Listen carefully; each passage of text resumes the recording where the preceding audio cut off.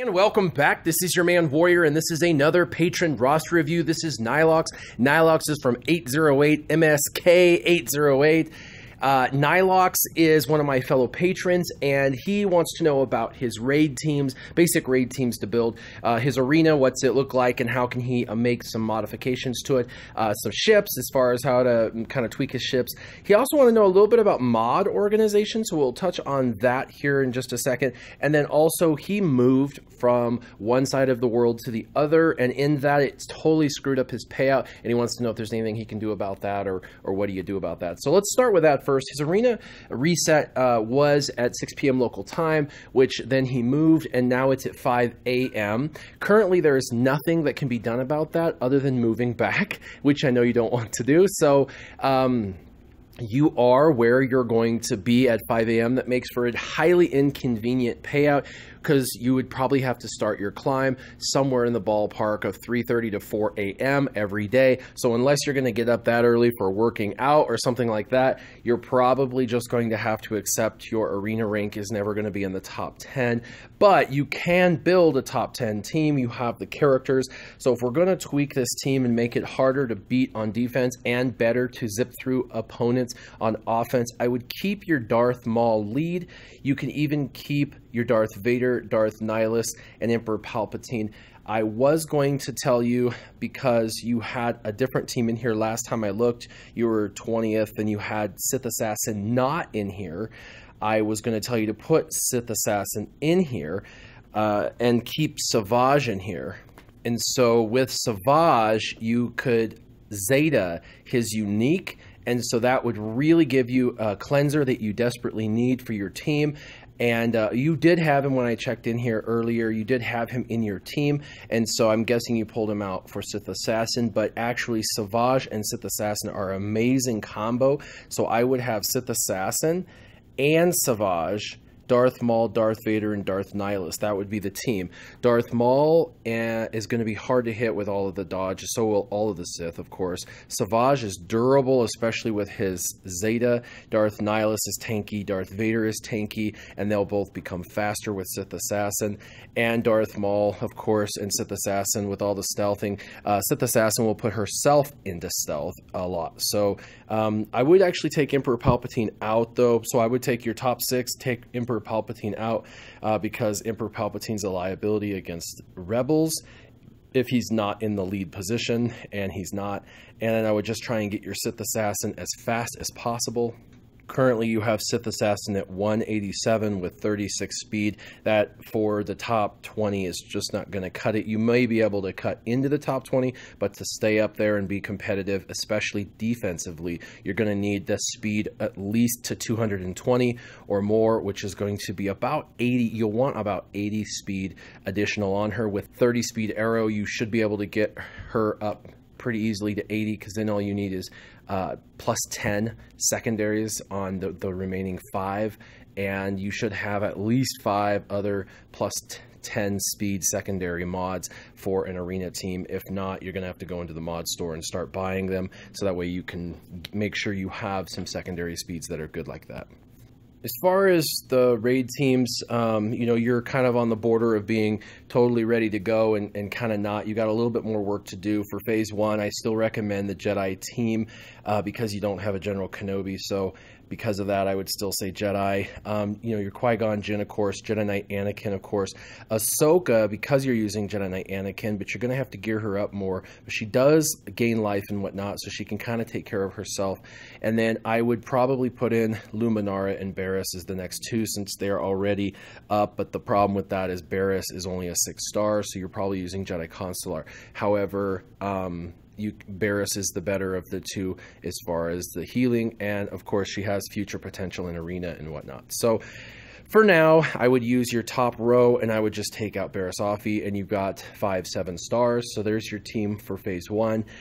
If you get to the point where you can get Imagundai up higher and Aayla Secura higher, they are the 2 counter Jedi that make phase 1 not only extremely fun, but more likely to do much higher damage because of the counter capability. So those are 2 Jedi I would recommend you take a look at. Your Imagundai is already 7-star, your Ayla's at 4, so you'd have to farm her up, and then you'd have to gear both of them up. So we're going to talk about your clones here in a second, and they're going to be awesome for Phase 2 or Phase 4, but I am going to recommend for now Sith in Phase 2. You've got a Zeta Darth Vader, and so you're going to run your Zeta Darth Vader as the lead in Phase 2, and then behind him you'll use Darth Nihilus, Darth Maul, Emperor Palpatine if you wish, and Savage, or you can take Emperor Palpatine out for Phase 3 and you can replace him with Darth Sidious in this team. So it would be a Darth Vader, Darth Sidious, Darth Maul, and Savage. Now, Sith Assassin or Darth Nihilus needs to be in this team as well, preferably Darth Nihilus. However, your Darth Nihilus and Sith are currently both at 6 stars, and so you will have to figure out which one. I know Sith is actually farmable. Darth Nihilus is a very, very, very long farm with his 1 node, and so you may want to just try and finish off Sith Assassin in Cantina, and then once she's finished off, because you're using her in Arena anyway, then use her in this Sith team for Phase 2. In the meantime, you can plug in Boba Fett as the 5th character under Darth Vader. Works very well, and then when you have Sith Assassin ready, you can bring her in, and that will speed the team up drastically. Since you don't have Chief Chirpa up yet, let's talk about Phase 3. Phase 3, I recommend an Empire team. I recommend Emperor Palpatine, Death Trooper, TIE Fighter Pilot, Royal Guard, and Stormtrooper Han for what you have. Although, again, your TIE Fighter Pilot needs to be starred up before you can use him. So this particular team is not quite ready, but Death Trooper can apply the Death Mark, and that assures for a ton of damage in Phase 3. Death Trooper is definitely a worthy character in here, so you'll want to continue to gear him up. Emperor Palpatine is the leader for now, since your Chirpatine's not ready. Chief Chirpa's not ready. Your TIE Fighter will need 2 more stars for him to be viable in this team, but this would be a fine team to work, and then Royal Guard and Stormtrooper Han will keep the team alive while you use Death Trooper to apply Death Mark on the primary target. Currently, for Phase 4, I would use Rebels. There's no surprise. We'll talk about clones for Phase 2 or Phase 4 in a minute. You're almost there with them, and that will really give you an amazing team that will be able to do millions of damage. But for Rebels, I would do a Wedge Lead, Biggs, Lando, Admiral Akbar, and for now, Princess Leia. You can continue to develop her because you will swap her into your clones team. And of course, lastly, your clones can be in Phase 2 or Phase 4. You'll probably get the most use out of them in Phase 4 with Princess Leia. Your Clone Sergeant's not ready yet. You could put Princess Leia in for Clone Sergeant, but Clone Sergeant is really your damage dealer in this team, so you really should get him to 7 stars and then gear all these guys up. Rex will be the one that you normally pull, so you can put Princess Leia in. However, Rex still needs to be geared up because he is an amazing leader in Arena, and at some point you may want to have another viable Arena team where you can pop in a different leader, and he would be one of those amazing leaders to pop in from time to time to work around certain team compositions. So I've suggested some teams. I want to suggest a couple of people for you to farm. These are going to help both in Arena and they're going to help in the raids. And one of them is the TIE Fighter Pilot. You have him at 5 stars, Gear 8. You definitely want to finish gearing him up and get him to at least Gear 10 and 7 stars so you can use him in that Phase 3 team, as well as Empire teams, as well as for Arena. So that's what I would recommend here. I would also recommend leveling up Chief Chirpa. He's actually not too bad to level up. You really only need his leadership ability maxed out. You could go in all in on him because the Ewoks are being reworked and they're probably bringing out some new Ewoks, and so because of that, it would not be a bad thing to take the leader of the Ewoks completely up, and that way you're kind of partially ready, but I would definitely invest some time into Chief Chirpa. Next is Aayla Secura. Not only is she good in Arena, surprisingly really good in Arena, she's going to be great as a leader in Phase 1. You can make her as the leader in Phase 1 of the AAT tank raid, and she's usable obviously in any event that requires Jedi. Plus she's excellent as a very tanky defensive and countering character for the very tough light side hard nodes that you have to go against. She's an excellent fill-in for that. She is another Cantina farm. I know you got a lot of people, Sith Assassin, TIE Fighter Pilot, Aayla, you got a lot in Cantina, so hopefully hopefully you'll be able to farm these characters up with relative ease. So just make sure that you focus on her and put her on that list of to-dos out of Cantina. She's currently 4-star.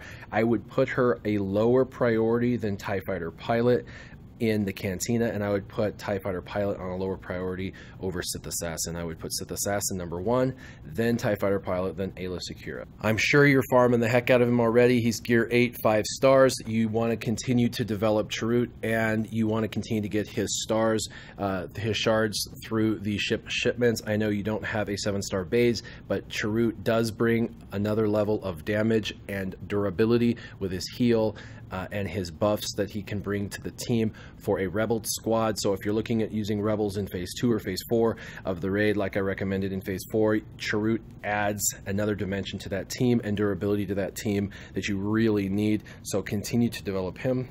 And also R2-D2, you actually unlocked him at 7 stars. Surprisingly, that is amazing. That's wonderful. But you have him just kind of sitting at Gear 6. He is probably one of, I wouldn't even say probably, he is definitely one of the top 3 light side characters in the game. General Kenobi being probably the singular best light side character. R2-D2 is the second singular best light side character in the game as far as overall usability. You can plug R2 in about any team, but in a light side team, it makes that team amazing, especially if you get a double Zeta R2-D2. So definitely I would suggest you work on R2-D2.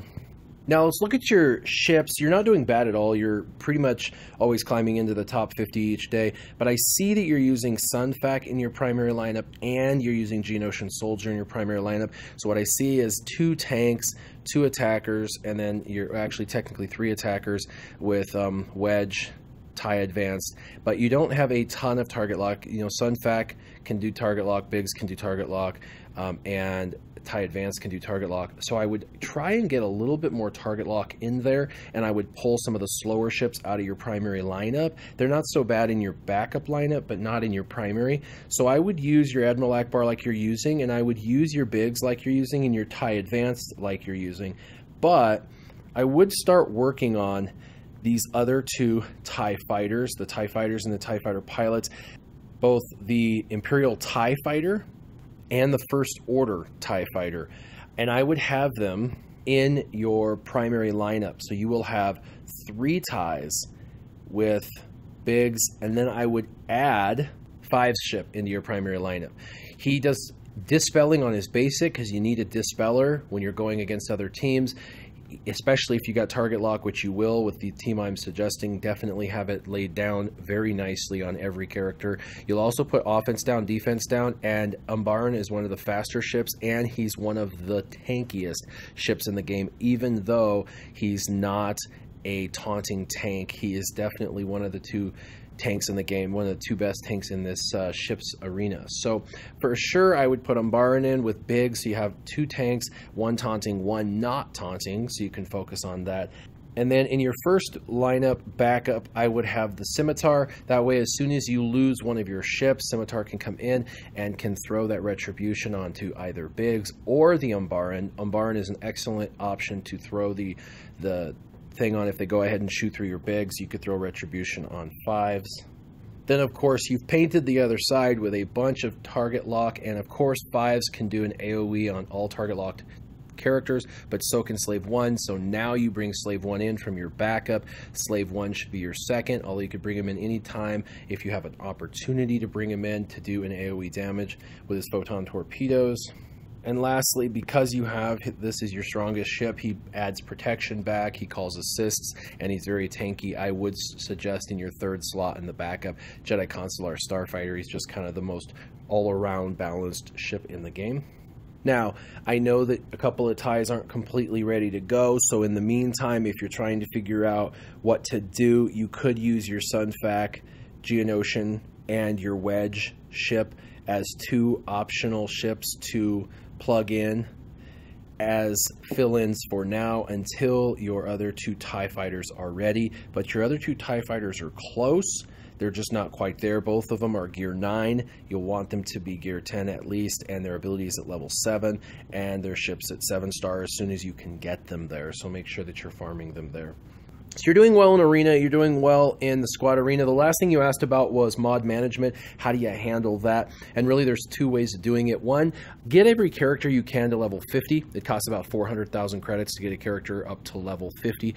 And with that, you'll get 6 open slots to be able to store mods onto them. Once you have all your characters up to level 50 and all your good mods stored on characters, you'll be able to sync your account to swgoh.gg and update your mod sets anytime you want by going on there and using their filter system to see what you have and where it's at, and that will make for easy access. Now, well, the other thing I do is I leave the left side of my screen where mods are at empty at all times. I have all my mods available on characters, and then to the left it's empty, so that way when I pull a set off of a character, those 6 mods are sitting in that empty spot to the left, and then I can then know exactly which 6 are going to go on the new character as I'm swapping the mods. It just makes for visually it helpful. So you want to clean up and clear up the mod storage that you have in the game by transferring them to characters versus having them just stored in the left.